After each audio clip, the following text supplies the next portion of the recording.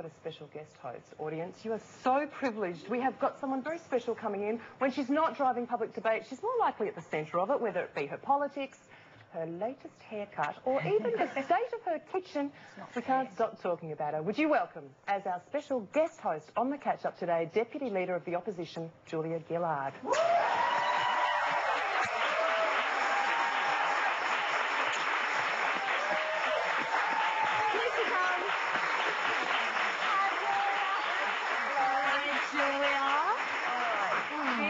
So exciting. Welcome. It's Friday and your hair looks gorgeous. And let's get straight to the heart of it. It's all about the hair with Julia. I know. It must be kind of, I don't know if it is, you can tell me. If it's annoying because we've got all these male politicians, and I'm not mentioning names, but there's eyebrows, there's weight issues, there's a lot of issues. Being a female is all about your hair. How do you feel about it? Is it annoying? Because you're here to make policies and talk about politics. I wander around saying, at least I've got hair.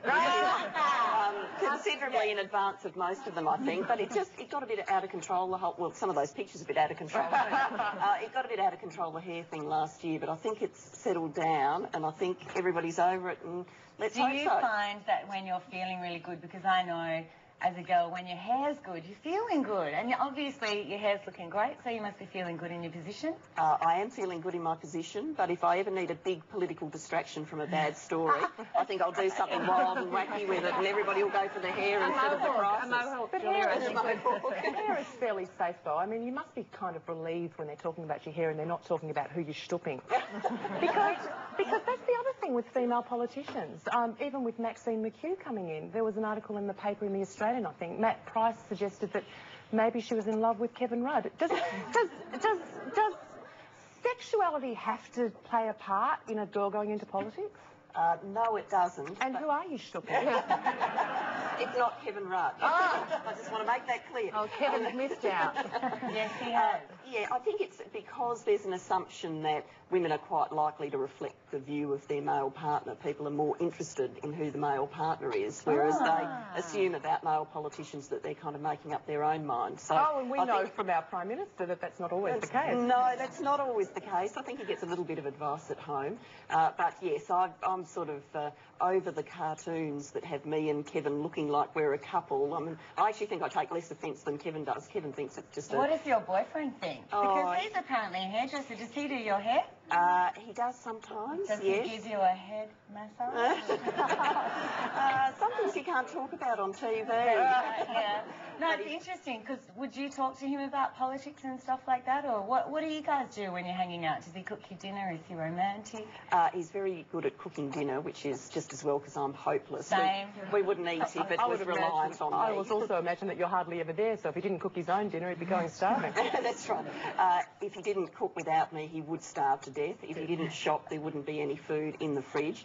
So all of that's very important. And we talk about the week that was, but we don't obsess about politics. Well, that's a relief. I know that Mary's dying to ask you some questions. Well, I wanted to talk. I wonder if you'd seen that article in the Bulletin this week about John Howard and his pragmatism, the way he can easily flip over when it comes to things like David Hicks and other issues, but he's sticking to his guns on Iraq. Why do you think he's doing that? I don't think he can see a way out of Iraq now. I mean, I think it was an error that we went there in the first place, and, you know, we've been told we went looking for weapons of mass destruction, and there were no weapons of mass destruction, and then we were told we went to get rid of Saddam Hussein, and obviously it's still out of control after all of these years. So I think he's looking for a way of turning it into an issue where he looks strong. He should get a toupee. It's all about performance, though, isn't it? I'll give him that advice next time I see him. I'll be yelling out in questions like, get a toupee.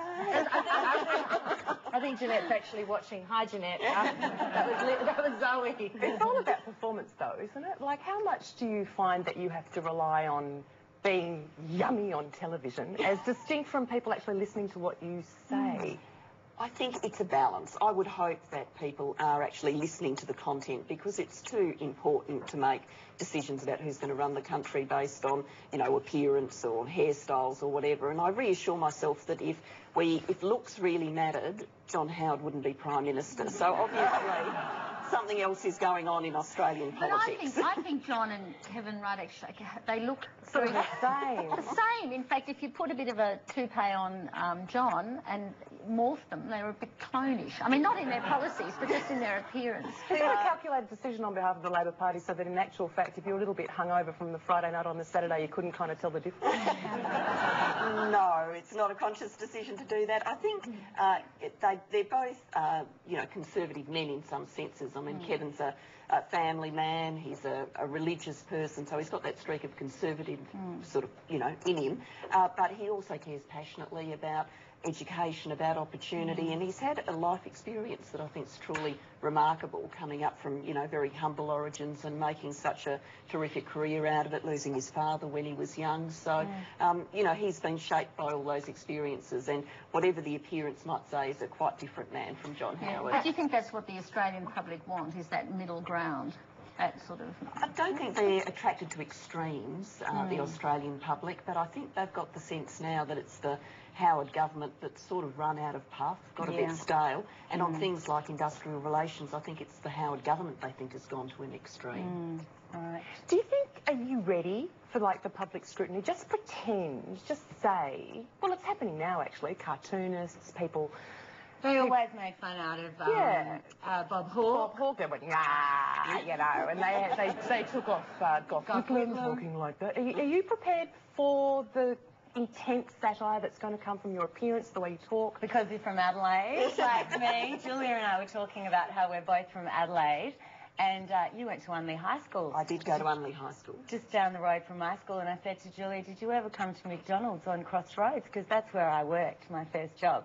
And in Adelaide, people would always take the mickey out of me saying, hello, Zoe, how are you? Because in Adelaide, and I am not offending any Adelaide viewers, I hope. It's very hot there today, 37 degrees in Adelaide, Julia. Thanks for that piece of information, Zoe. Is there anything more you want to talk about? Is there a question mark at the end of it? In the bulletin, they did an article also, I think it was January 19, where they called Kevin and Julia Kath and Kev, and because it is a bit of a like, you look at me, eyes to me, Julia, come on now. Well, I've got two words for you, Port Power or the Adelaide Crows. And what kind of Chardonnay do you like drinking when you're reading your Woman's Day? So are you prepared, But a South Julia? Australian wine. Are you prepared, Julia, for them to talk like this about you when they're on the telly, when the Chaser boys get on? Yes, I think I am. I've already got, you know, the hair, the nose, like the cartoons, you know, I always say to Kimberly, my press secretary, have they done the nose big again? And she never knows what to say at that point. So I'm used to all of that. And the voice, I'm used to that being kind of a problem. Yes, I could do you for you. Now, if you're ever busy, Julia, Zoe will read your speeches for you. Yeah, you've got a great sense of humour about it. I never realised I had a bizarre voice until I was in politics, and now clearly I do. Well, I'm glad you do, because all the best ones do. Here's a phone poll for you. We know that Australia's a conservative place. We know that we are reluctant to do lots of changes. Here's a question for you. Would you vote for a female Prime Minister? What do you reckon, audience? Yeah. You would? Well, of course, you're biased. If you say yes, phone 1902 559 601, or if you say no, call 1902 559 602, or you can just text us, SMS yes or no, to 199 59 600. We'll have more with Julia Gillard right after the break. Don't go away. Let's all catch up.